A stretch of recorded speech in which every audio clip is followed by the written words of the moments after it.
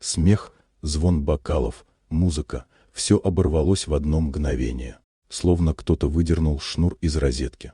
Оркестр застыл, скрипач выронил смычок, а гости замерли с поднятыми бокалами. Воздух, еще недавно пропитанный запахом вина и жареного мяса, теперь пах металлом и страхом. Двери банкетного зала распахнулись с ударом. В проеме 12 мужчин в черных масках. В руках автоматы. Они двигались спокойно, уверенно, будто репетировали это не раз. Жених, Леон Харт, сделал шаг вперед, заслоняя невесту. Его пальцы дрожали, но он не отступил. Гости застыли. Кто-то ахнул, кто-то опустился на колени. А невеста, Эйлин, стояла неподвижно. Ее белое платье переливалось в свете люстр, будто насмешка над мраком, ворвавшимся в зал. На лице холодное спокойствие, в глазах не ужас, а расчет. «На пол!» — крикнул один из нападавших, и зал взорвался паникой. Люди падали, роняли бокалы, кто-то молился, кто-то рыдал. Эйлин лишь слегка опустила голову, будто смирилась, но пальцы ее уже двигались. Под подолом платья скрытое оружие. Холод стали касался бедра, возвращая ясность. Леон прошептал: «Мы не выберемся». Она едва заметно покачала головой. «Молчи». Бандит подошел ближе, усмехнулся.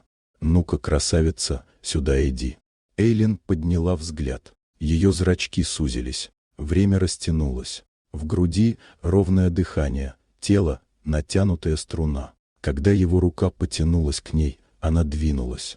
Быстро, бесшумно, точно. Рывок, и мужчина уже лежал на полу, без сознания.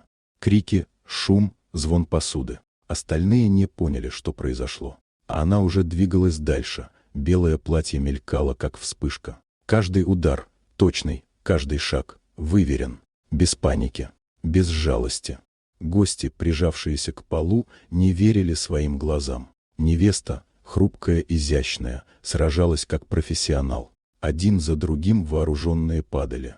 Кто-то пытался выстрелить. Она уже рядом, быстрым движением выбивает оружие. В воздухе запах пороха, вина и свечного дыма смешался в одну пьянящую смесь. Через несколько минут все стихло. На полу поверженные бандиты, разбитые бокалы, пепел, клочья ткани.